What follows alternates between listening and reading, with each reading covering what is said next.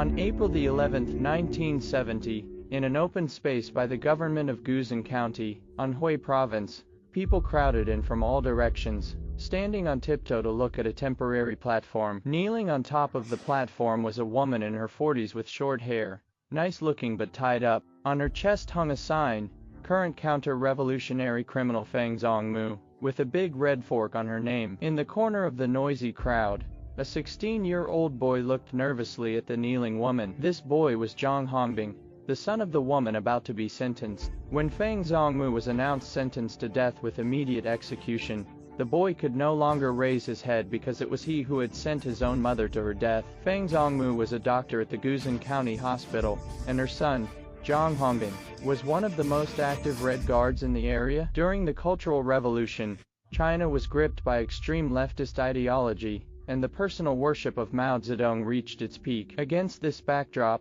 tragedy struck this ordinary family. On the evening of February the 13th, 1970, the family was sitting around chatting when Fang Zhongmou questioned Mao Zedong's personal worship, and said that Liu Shage's case should be overturned. Her words were like a bolt from the blue, leaving her husband, Zhang Yusheng, and her son, Zhang Hongbing, terrified. Zhang Yusheng asked Fang Zhongmou to write down what she had said, and she complied, writing it on a cigarette case. Zhang Yusheng then reported her to the military representatives. At this time, Zhang Hongbing thought that Fang Zhongmou was no longer his mother. She had become an active counter-revolutionary and class enemy. Fearing that his father had not actually reported the case, he wrote a letter of denunciation himself and slipped it, along with his Red Guard badge, into the doorway of a military representative's dormitory in the county health compound at night. He ended the letter with, "Down with the current counter-revolutionary Fang Zhongmou, shoot Fang Zhongmou." That same day,